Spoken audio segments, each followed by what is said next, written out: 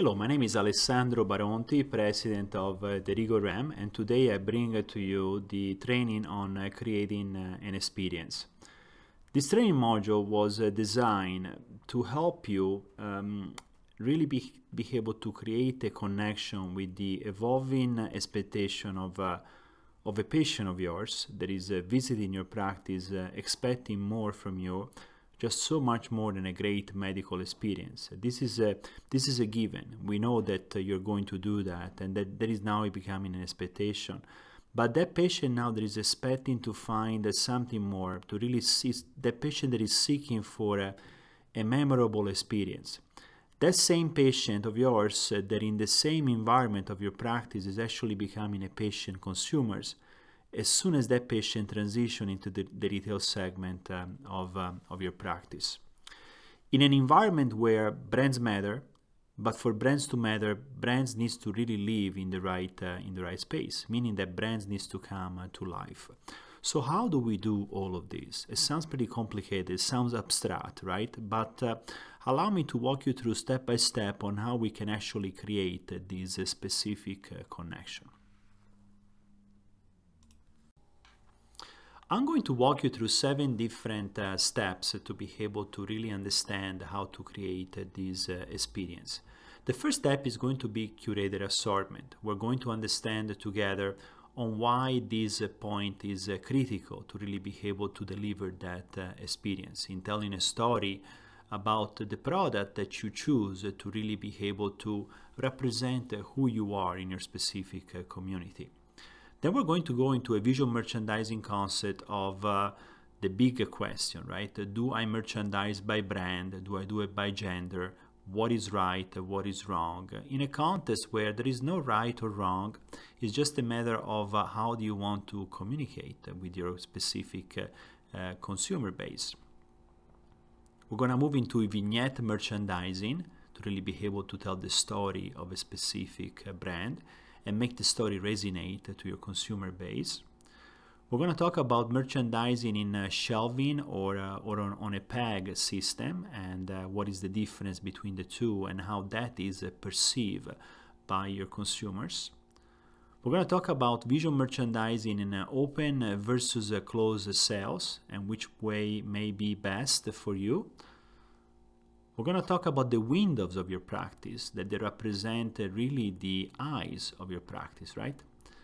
And then we're going to do an exercise together where we're going to do a virtual tour of a dispensary, and we're going to try to understand what is right, what is wrong, how can we further improve in creating that specific experience.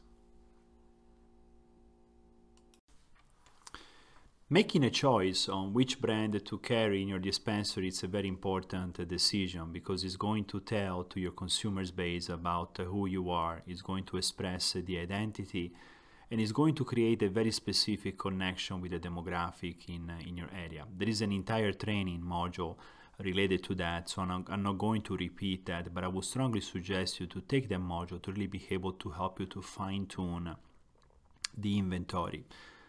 Now, after you make a choice on which collection are relevant for you, which I would suggest you to do that choice among 20 different brands, where 21 is becoming one too many. So we know now that we need no more than 20 brands.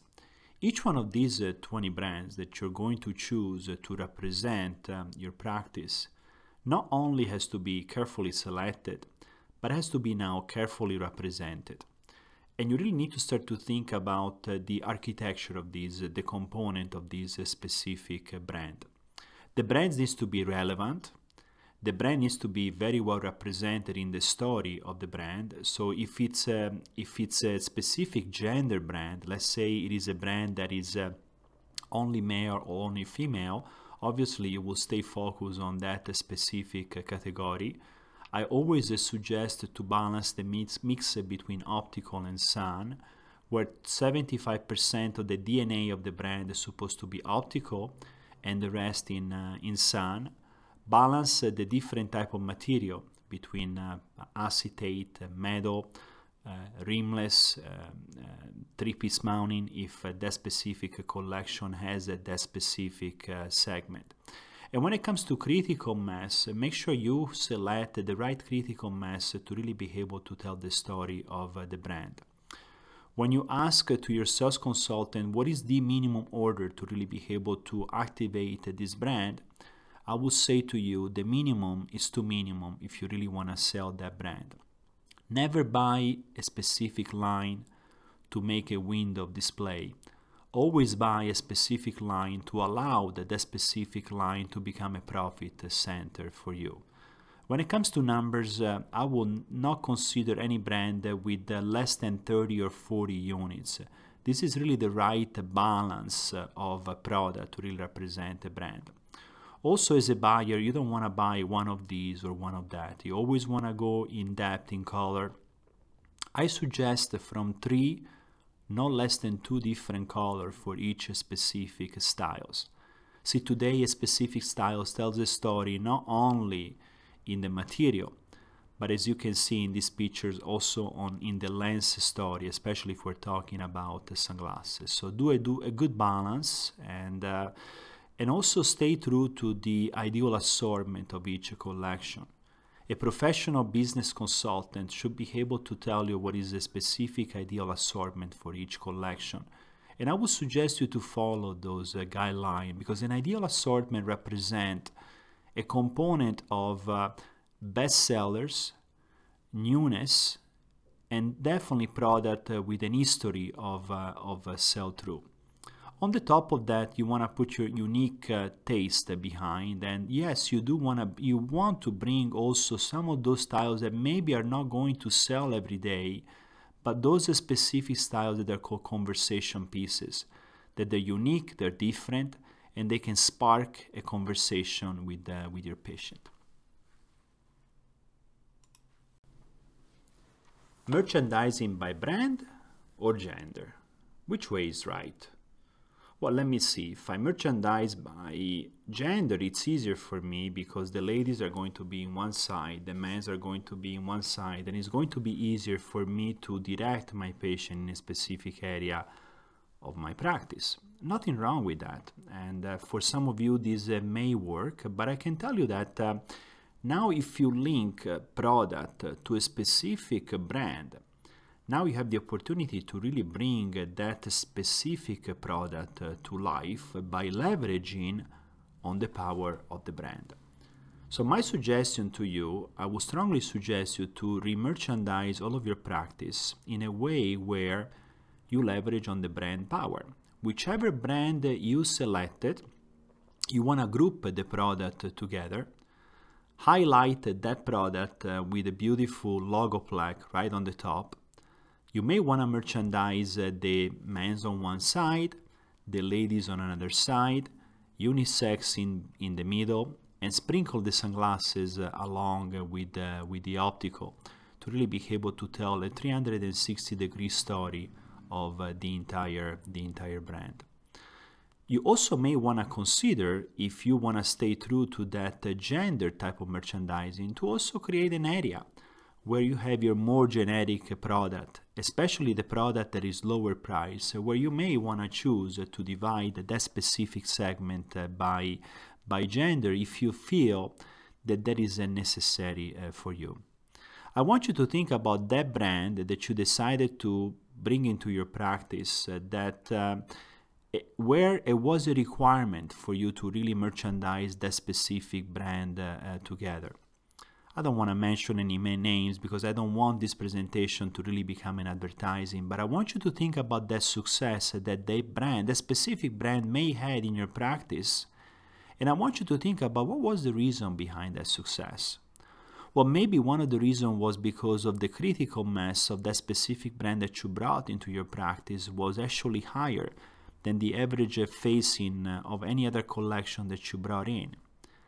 But why not even thinking that the success of the brand was because you actually leverage on the fact that all of a sudden that became a destination point, what the brand was living in one space where you actually merchandise it in a way that it was actually highlighted compared to any other brand that you have in your practice.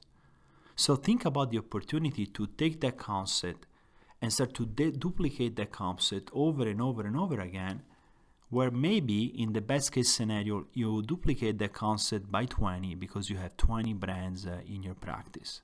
And all of a sudden, that pair of glasses that is just one front and two tempo, all of a sudden it comes to life because now it is leveraged with the name of the specific brand on the specific glasses.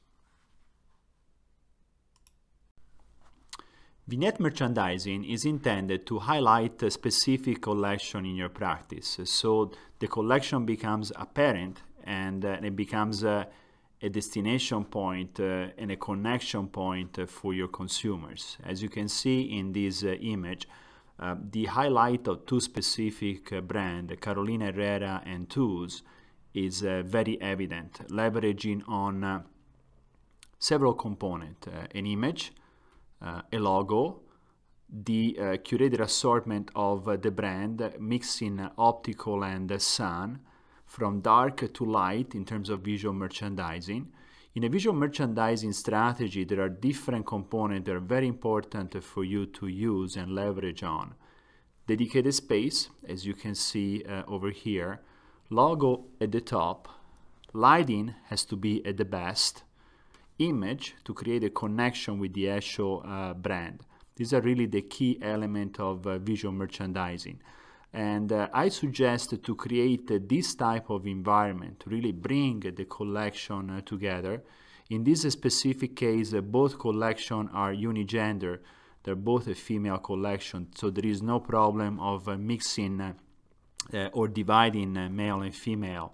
But if it is a situation where you are actually mixing both gender, in this specific case, as I was mentioning before, you will have the man on one side, the lady on one side, the unisex in the middle, and the sunglasses sprinkled in the actual display.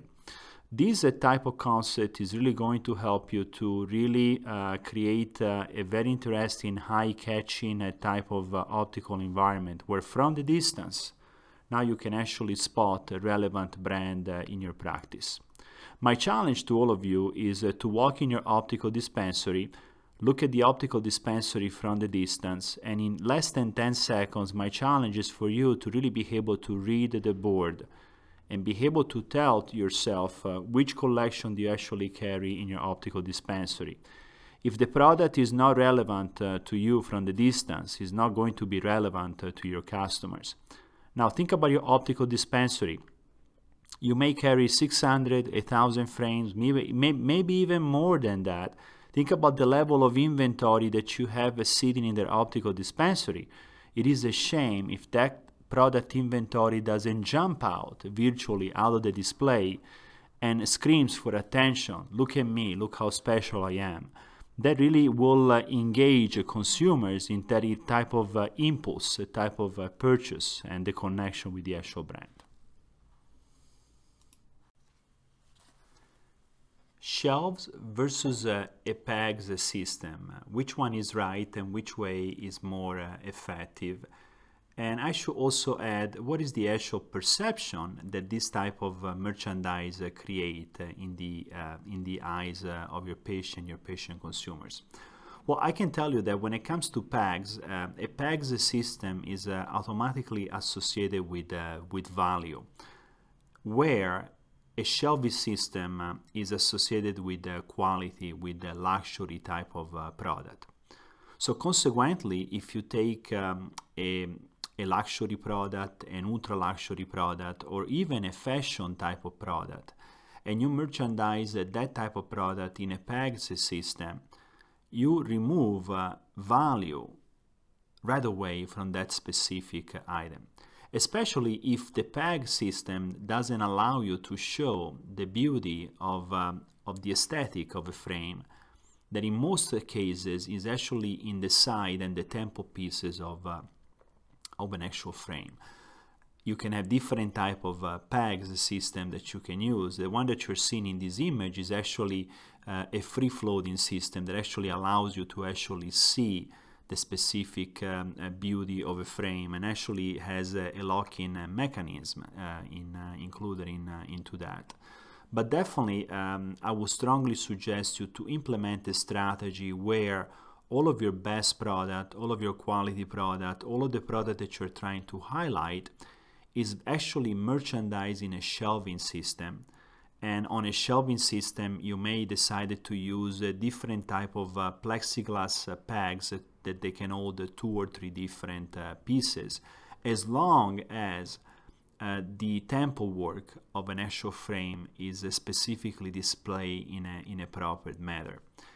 But I will not discount the peg system. The peg system can be used to merchandise value product, entry-level product, so you can actually create that perception that you are affordable, you have something for everybody, and especially if your demographic is not a super ultra luxury demographic where you want to appeal to different type of category of consumers, you definitely want to implement a system that it delivers like the flavor of an hybrid type of environment. If your goal is to communicate to your patient that you are strictly a luxury and an ultra luxury environment, I would definitely suggest you to go for a shelving system and only a shelving system. So the big question, do we lock the inventory or do we leave the inventory open? Open or close a sale? Some of you don't have an option. You have to lock the inventory. Frame have a tendency to stick sometimes, right? But there is no doubt that an open sale system, it's a better system in terms of allowing to patient the opportunity to shop. Now, if you do have to lock the inventory, I suggest you to lock the entire inventory. You definitely don't want to have an hybrid situation where some of your inventory is locked, some of the inventory is open, because what you're going to notice very clearly that the area where the inventory is open, that type of product is going to sell the most, and the area where the inventory is locked, that type of product is going to get penalized. Now, if you're trying to increase the profitability in your practice and you're trying to leverage in a situation where you want to upsell, leveraging on the benefit of vision care, you definitely don't want to create a roadblock where having product that is locked is going to prevent you and your staff to be able to allow your patient consumers to really freely shop in your optical dispensary. In the case where you have theft issue, I would suggest you to invest in a monitoring system instead of actually locking at the product. But once again, if you have to lock the product, I would suggest you to lock the entire product. Over here on the right, you can actually see an image of product that is locked on a PEGS system, and on the left you can see an example of an environment where everything is merchandised in shelving and everything is an open cell.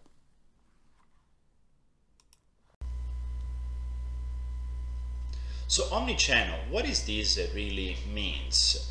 That means enabling a retail environment to provide to an evolving consumer's expectation both a feel and touch experience with actual product, enhanced by a fully integrated digital experience where the product comes to life in many different ways.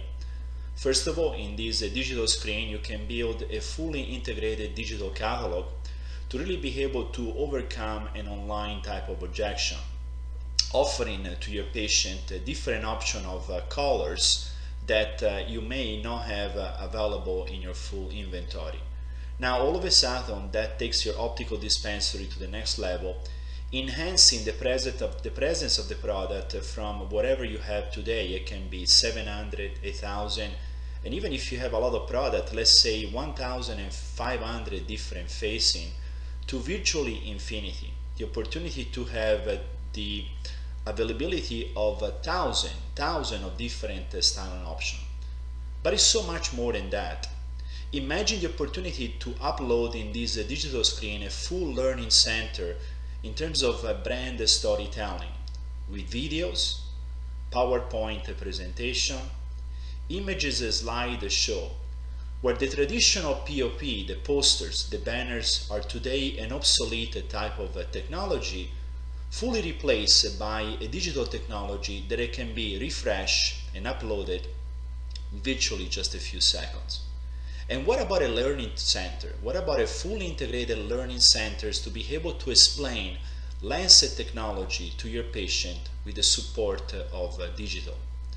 Imagine being able to upload this technology to be able to do demo about polarization lenses, air coding, show to your patient the difference about the lens colors and all of the different cool, unique coding that today are available in the marketplace, and how those specific coding or lens enhancement can address the lifestyle's necessity of that specific patient.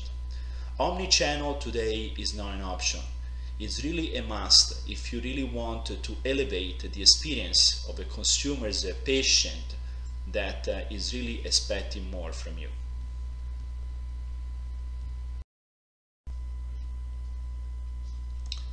So now we have a fully integrated omni-channel experience. So fantastic, your practice is now projected to be in the future. Now we can actually handle an online objection, because folks, it's not relevant for you to have a website. As long as you have a digital catalog with a fully integrated omni-channel, you're ready to go and you can overcome online objections all day long.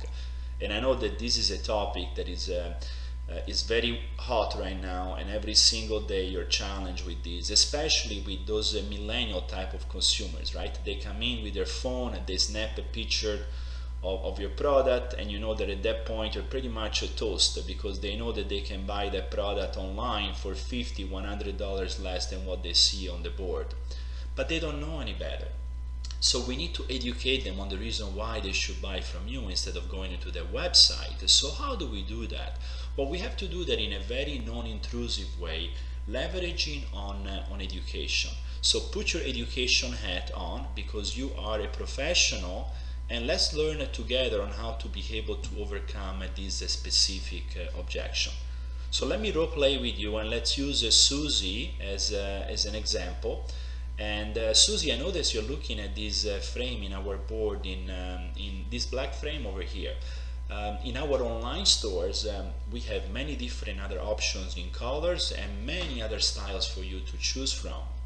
At that point, you want to give it to Susie, you want to hand it to Susie either an iPad, or take Susie to your desktop, or even better, engage Susie in a digital screen like you see in this image on this presentation. As soon as Susie is engaging, actually browsing for different product and color, you can see that it's going to be a very interesting experience. You want to step back. You want to give your patient the time to really be able to engage with the experience. At some point, you want to step forward and you want to ask questions like, for example, so how are we doing? Did you find something that you like? Oh, not yet? Okay, I'll come back with you in a second. Okay, you find this frame in green that you like. Let me check availability for you in our online store. You want to repeat that once again. Fantastic, the frame is available. We can have it in our practice in 3 business days. Susie, the doctor requires for all of the product to be sent to our practice. The reason is because your prescription requires a professional adjustment and alignment. So this specific frame that you're looking on a board, which is just a sample, after we're done, it becomes completely custom tailored to your need. Now, along with that, we also offer a 1-year warranty. It's a full coverage warranty. Now, and also a lifetime adjustment of the actual product. You can come in anytime, we'll adjust it, we'll clean it for you, we'll tune it up, and we'll do an oil change, an alignment. You want to make it funny, right? So you can actually keep the patient engaged.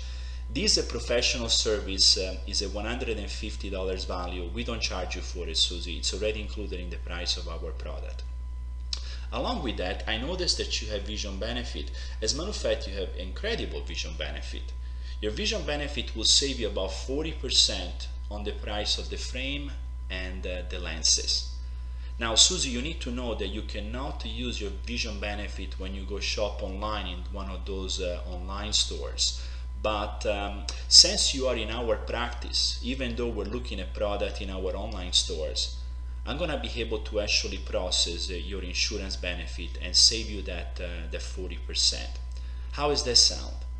Oh, you like that? Well, I knew you liked that. And then, by the way, thank you for your loyalty. We appreciate you being our patient for so long, and we really value that. Susie, let me have your credit card. We're gonna put a little security deposit, and as soon as the frame comes in, I'll let you know, and we'll do all of the measurements for you. Thank you, Susie.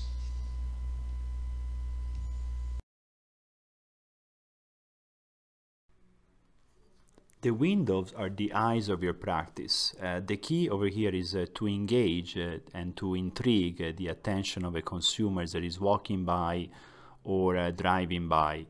In a context of creating a window display, it's very important to keep it simple. So please don't overcrowd your window display with seasonal material like Christmas tree or eggs for Easter or leaves for fall. And please do not put a tower on the window with actual product. The window is not designed for that.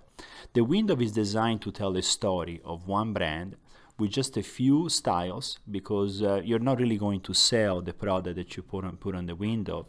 It really is really designed to attract.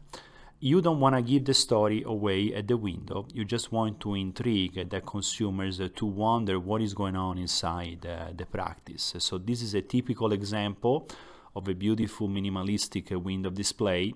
You want to change your window every 30 days to keep that excitement. You almost want to build the stories about your patient coming to see your window every 30 days to wonder what you have done different.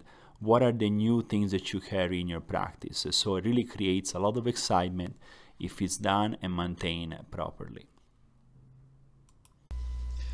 So we covered a lot in this presentation. My goal is for each one of you to walk away in a position where you can actually implement 2 or 3 techniques that you're taking away today to be able to enhance the patient consumer experience in your practice.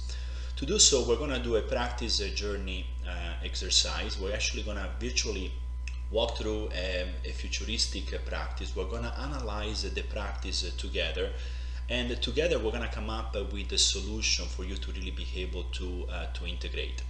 So what I would like you to do is to carefully watch this video, and then we'll come back and we'll go through step by step through the journey.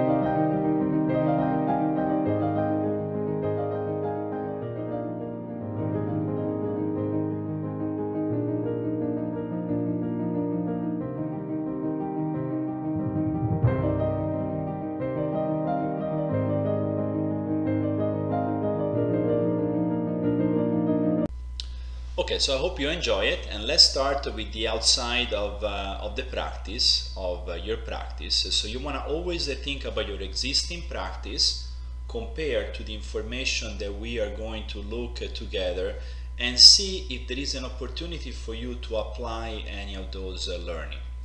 Now, you can be in a medical environment, you can be in a shopping mall, you can be into a shopping plaza, wherever you are, the window display are always relevant, because the window are the eyes of your practice.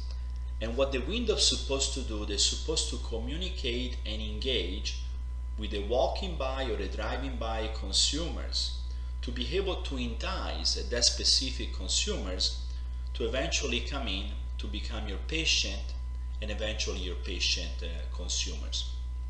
Now you want to leverage on the window. Now look at this specific image. What I would like to do is for you to pause the presentation now, and if you're looking at this presentation along with other peers of yours, I would like for you to brainstorm about what do you actually see in this image and how you can actually apply some of this learning to your practice. As soon as you're ready, resume the presentation and we're going to look at it together.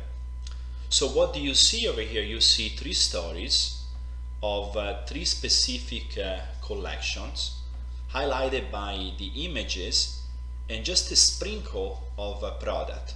Not too much product, just enough to be able to entice. One thing that is probably missing from this window is what? Well, maybe a logo, right? To really be able to tell which specific product you actually have in your practice.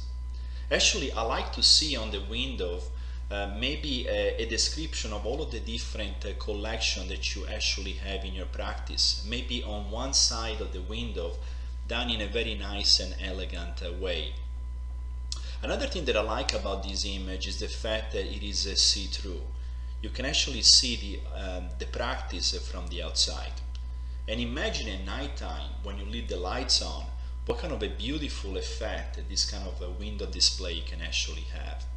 So very nice, very present the practice very, very well. And I hope you can take away from this type of concept something that you can actually apply to your practice. So let's move to the next step now. Okay, so now we are in the actual practice. So let's look at this image together. This is really the first impression, right? So look from left to right, and I would like for you now to pause the presentation, go into a brainstorming section with your peers, and let's come up with the idea and solution based on what you see, based on your current practice. What are the things that we can actually apply, change, modify, integrate? So now if you're ready, let's review this experience together. As soon as you walk into the space, you want to have an immediate connection. First impression is the key. You want to set up an environment where the person that is working behind that desk is fully geared to be able to welcome your patients with a beautiful smile, engaging with them by making every single patient feel special, that they came to see you, or even better, came back to see you again. Never take anybody for granted, and if you do not start the experience with a smile, you're not going to finish the experience with a smile. The first 2 minutes will really set the tone on everything. So let's look at the setup of the actual space. As you can see, it's very minimalistic, and the desk needs to be clean. It cannot be crowded with paperwork. The person behind the desk cannot be overloaded with work and multitasking, otherwise they're not going to be able to pay attention to the patient, so be mindful of that. Everything that can be moved in the back of the practice in an office space, I suggest you to do so. Any type of administrative type of job, incoming calls, scheduling appointment, checking insurance, filing insurance, everything should be done in the back of the practice, not in the front desk. This is really a concierge type of approach. I like the fact that I see images of product all over the place. It creates an instant connection. I like the logo on the top. You definitely want to have your logo. What I think is missing on the wall is a mission statement. I would suggest you to print on the wall your mission statement. You want to tell to your patient about not only who you are, but also what do you do for your community and how do you support the society. 77% of your patient consumers love to support company and brands that give back to the community and the society. So you also want to leverage on that. I also like the fact that this space is not busy. There is no medical filing out, everything is very simple. Now I do not feel intimidated to walk forward and really be able to immerse myself in the actual experience. So now we're looking at the right side of this practice as soon as you walk in, and where there is a full layout of a product on the wall and 3 dispensing table station. So I would like for you to pause and kind of discuss this with your staff. Look at this image, tell me what do you actually see that is right, what are the things that actually can be improved to further that specific connection with your patient consumer. So let's stop. And now if you're ready, let's review this presentation together.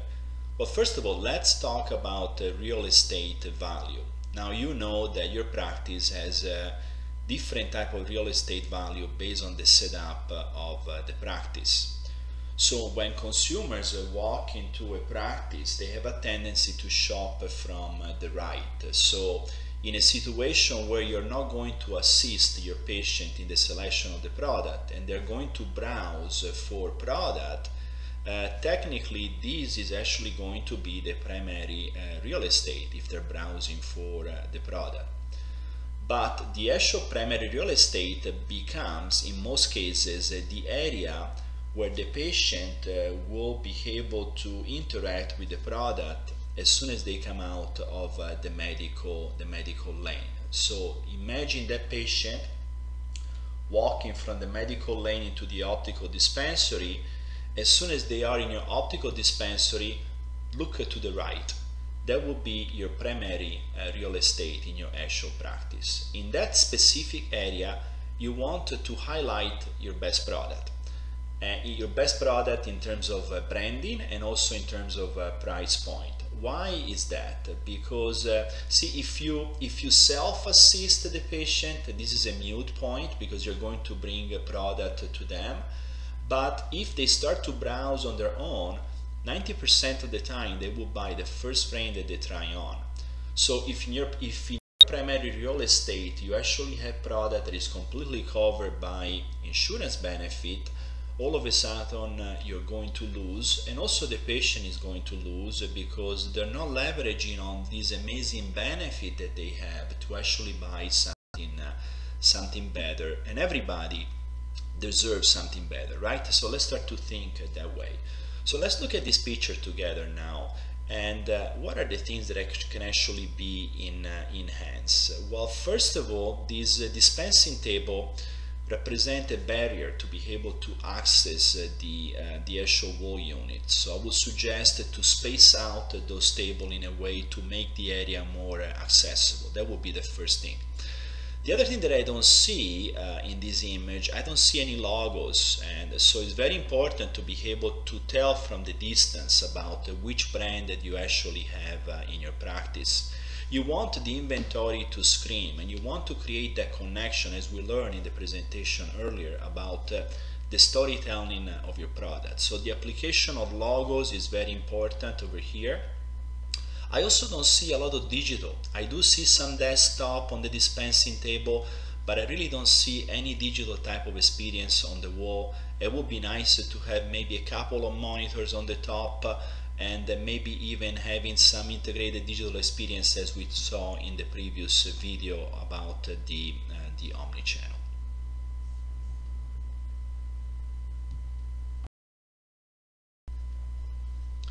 Now we're looking at a traditional dispensing table station, and so let's look at this image together. Tell me if this is what you have today in your practice, how that is working for you, how can we evolve this experience. So why don't we pause, talk to your peers, and let's see if we come up with some ideas.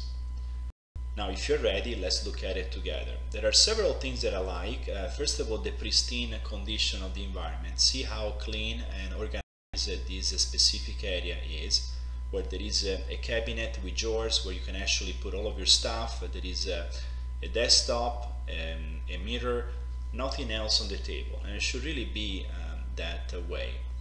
But what is missing in this experience?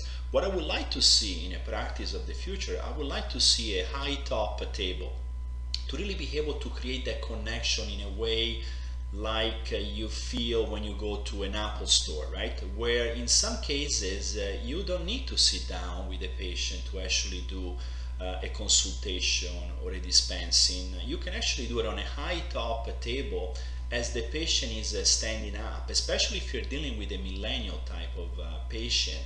And now it becomes a more engaging one-on-one type of experience. It's almost like it's almost like a digital bar, right? Where you can actually have a digital asset on this digital bar, and you're standing and you're really having a conversation with the patient, and more casual. There's just a sit-down type of experience. So my suggestion is to integrate both options to be able to accommodate different need of different type of patient consumers. Okay, now we're looking at a different segment of the practice. This segment is dedicated to kids. So let's look at this and let's think about how relevant is your kids segment of your business, and let's think about ideas on how we can further evolve this type of experience. Let's pause. Let's talk with your peers, and then we'll resume. And if you're ready now to analyze, so how big is your kids segment? Are you specialized in pediatric optometry? Is this relevant for you? If not, most likely it is between 5 to 7% of your overall business. So how many frames do you actually have today in the kids segment? If you have 1,000 facing, if it is 5% of your business, you should not have more than 50 frames. Now, is it relevant to dedicate an entire wall of your practice to 5% of your business? Or maybe we can keep this product in drawers, on one of these cabinets that we saw before on wheels, to really be able to create more of a custom tailored type of approach. Now look at your dispensary, analyze that. Definitely, if you don't have a huge optical dispensary, it would be silly for you to dedicate this kind of real estate to a segment that represents less than 5% of your business. So share this idea internally, and let's see if we can come up with a valuable solution for your practice.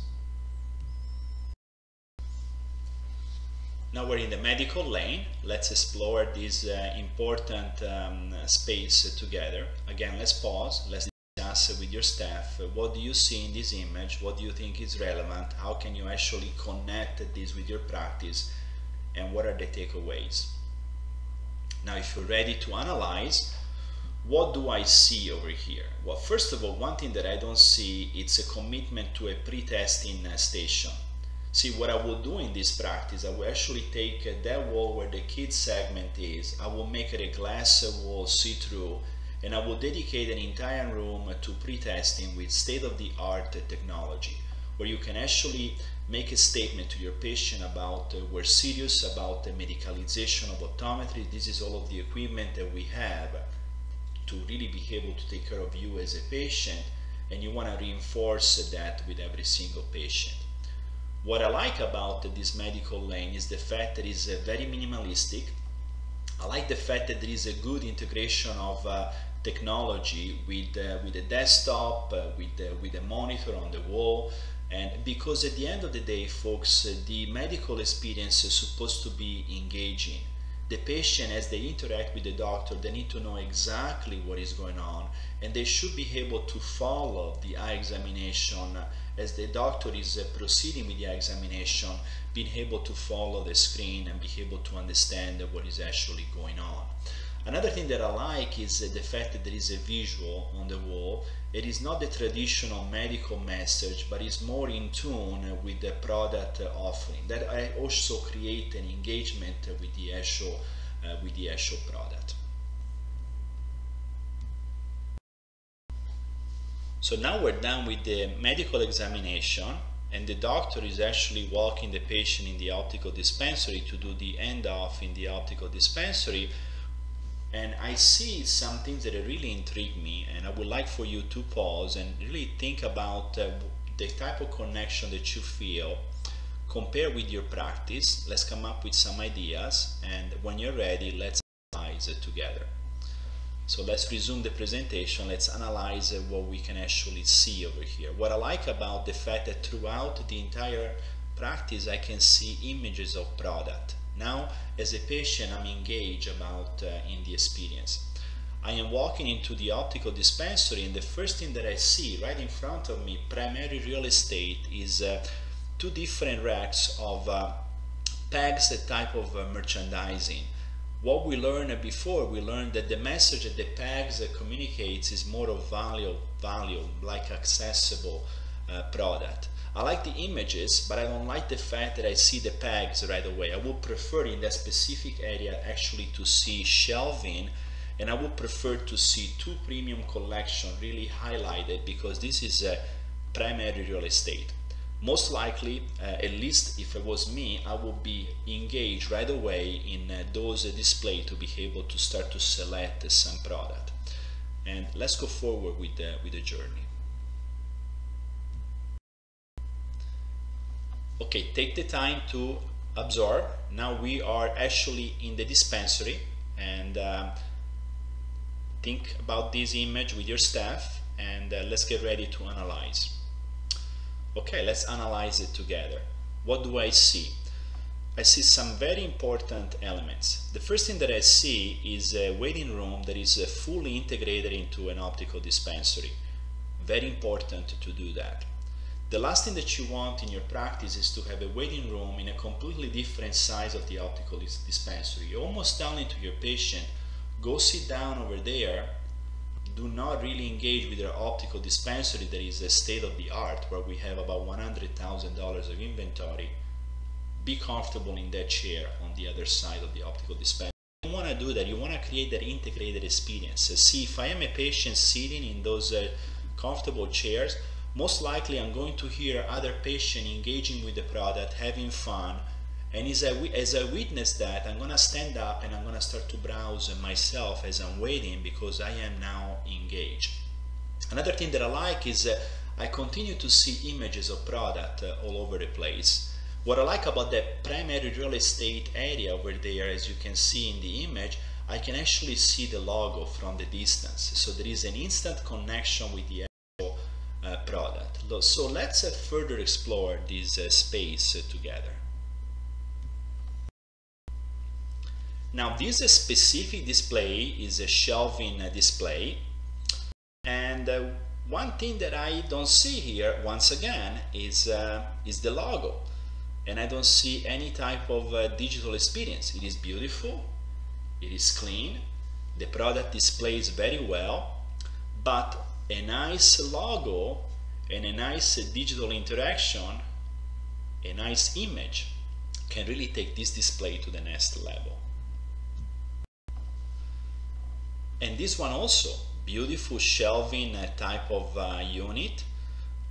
Each single frame is glorified in this dedicated space. I know that above the display there is actual logo, so that creates a connection, but what is missing over here is images. If I was you, I would integrate images on the display, and I would always prefer digital images. Okay folks, we're at the end of the journey. We can see the aerial view of the actual optical dispensary. This is the traditional horseshoe type of dispensary setup. Strongly suggest this type of setup because it gives the opportunity to the patient to go through the journey, where as soon as you come into the practice, the optical dispensary is in the front. As you can see, the size of the optical dispensary is significant. represent at least 50% of the square footage of the actual practice. So 50% is retail, 50% is dedicated to medical and administration space.